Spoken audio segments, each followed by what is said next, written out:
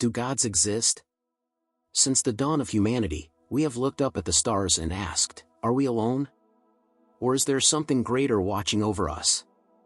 These questions are as old as humanity itself, shaping civilizations, beliefs, and even our sense of purpose. To answer this question, we must look to the origins of human thought itself. Early human civilizations, such as those in Mesopotamia, Egypt, and Greece, sought to understand the world around them through the concept of divine beings. The gods were not distant figures, but active participants in the natural world and in human affairs. In ancient Mesopotamia, the Sumerians created a pantheon of gods, each with dominion over natural forces and human endeavors. In the Epic of Gilgamesh, one of the oldest known pieces of literature, the hero seeks immortality, and through his journey, encounters gods who shape his fate. The Sumerians saw their gods as both protectors and judges, guiding and controlling the forces of nature and life. The ancient Greeks carried this tradition further with a complex pantheon of gods. From Zeus, the king of the gods, to Athena, the goddess of wisdom, the Greeks created a divine hierarchy that not only controlled the elements but also influenced human affairs. Their gods were relatable, capable of love, anger, jealousy, and folly, making them seem more human than divine. It is this anthropomorphism that shaped much of early religious thinking, influencing the development of mythologies that have endured for millennia. However, a radical shift in religious thought occurred around 3,000 years ago in the ancient Near East. The Israelites introduced the concept of a single, all-powerful God, one that was transcendent, omnipotent, and separate from the natural world. This God was not merely a force in nature but the creator of it, establishing a new framework for understanding the divine. The Hebrew Bible, the foundational text for Judaism, Christianity, and Islam, asserts that God created the world and all that is within it. Genesis 1 verse 1 begins, "In the beginning, God created the heavens and the earth." This view would later influence much of Western thought, shaping the development of monotheism and the religious traditions that followed. The God of the Israelites was not merely a deity among many, but the ultimate, omnipotent creator, responsible for the existence and morality of all things. As monotheism evolved, a pivotal figure emerged, Jesus of Nazareth. Central to Christianity, Jesus is both the divine Son of God and a human being. His teachings and crucifixion form the foundation of Christian belief. But the historical existence of Jesus, separate from religious texts, has sparked considerable debate.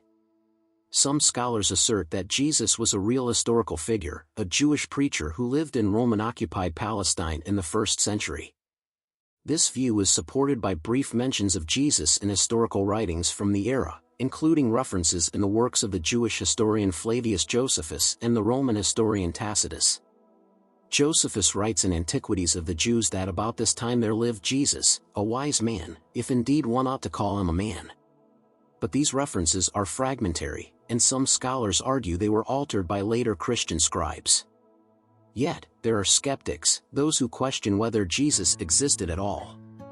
The mythicist position, held by scholars like Richard Carrier, argues that the figure of Jesus is a later invention, a combination of earlier mythologies surrounding dying and resurrecting gods. These myths, which appear across various cultures, suggest that Jesus is part of a larger religious archetype rather than a historical individual. And on the historicity of Jesus, Carrier writes, "The case for the non-existence of Jesus is not just plausible, but far stronger than any evidence for his existence." Carrier argues that the early Christian movement did not rely on a historical Jesus but rather on the symbolic figure of Jesus, a mythologized savior created from pre-existing religious themes. This skepticism towards religious claims is not new. The Enlightenment of the 17th and 18th centuries brought about a seismic shift in how humans viewed religion. Enlightenment thinkers, such as Voltaire, Thomas Paine, and Immanuel Kant, questioned the authority of religious institutions and the veracity of divine claims. Voltaire famously stated, "If God did not exist, it would be necessary to invent him."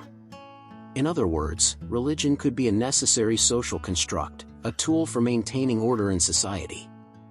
This idea is echoed by thinkers like Sigmund Freud, who viewed religion as a psychological projection, a comforting illusion in the face of human suffering and the unknown. Freud, in his Future of an Illusion, wrote that religion is a form of wish fulfillment, a way of dealing with the anxiety and suffering inherent in life. The idea of an omnipotent, benevolent God provides solace in a world that often seems cruel and indifferent. But is this enough to justify belief? The problem of evil has long been a stumbling block for theists and skeptics alike. How can an omnipotent and omnibenevolent God allow suffering, injustice, and death to occur on such a massive scale? The philosopher Epicurus posed this dilemma centuries ago: is God willing to prevent evil, but not able? Then he is not omnipotent. Is he able, but not willing? Then he is malevolent. Is he both able and willing? Then whence cometh evil? For many, the existence of evil in the world remains incompatible with the idea of a perfect, all-powerful God. Theologians have attempted to reconcile this issue. Some argue that evil is the result of human free will, others claim that suffering is a test or a means of spiritual growth. But none of these explanations fully address the profound depth of human suffering that exists in the world. In response to these questions, atheism and agnosticism have gained prominence. Atheists reject belief in gods outright, while agnostics claim that the existence of a god is unknowable. Figures like Richard Dawkins, in The God Delusion, argue that belief in God is not only unprovable but irrational. Dawkins argues, the God of the Old Testament is arguably the most unpleasant character in all fiction: jealous, proud, petty, unforgiving, control freak, bloodthirsty, ethnic cleanser, misogynistic, homophobic, racist, infanticidal, genocidal, filicidal, pestilential, megalomaniacal, sadomasochistic, capriciously malevolent bully. These harsh words reflect a growing skepticism toward the traditional God of religion, one seen as vindictive and morally flawed. Yet, as traditional religious beliefs wane, new forms of spirituality have emerged. The rise of secularism in the West has not resulted in a complete rejection of the search for meaning. Instead, many individuals are turning to alternative philosophies, such as humanism, mindfulness, and even non-traditional forms of spirituality. Humanism, which emphasizes human dignity in the pursuit of knowledge, offers a framework for moral living without reliance on divine authority. Meanwhile, the growing interest in mindfulness and Eastern spiritual practices suggests that the search for meaning is evolving. People are exploring new ways to connect with their sense of purpose, whether through science, meditation, or social justice movements. So, where does this leave us? The existence of gods, and the question of Jesus as a historical figure, continue to spark debate and introspection. For some, belief in the divine is an unwavering truth, an essential part of the human experience. For others, the question remains open, with no definitive answer in sight. As we continue our journey through the universe and deepen our understanding of the cosmos, the search for meaning persists, whether through the lens of religion, philosophy, or science. In the end, perhaps it is the journey itself that holds the answers, as we strive to understand our place in this vast, mysterious universe. Thank you for joining us on this exploration of one of humanity's oldest and most profound questions. If you are enjoying this video, be sure to like, subscribe, and share your thoughts in the comments below. What are your views on the existence of gods and the figure of Jesus? Let's continue this discussion together.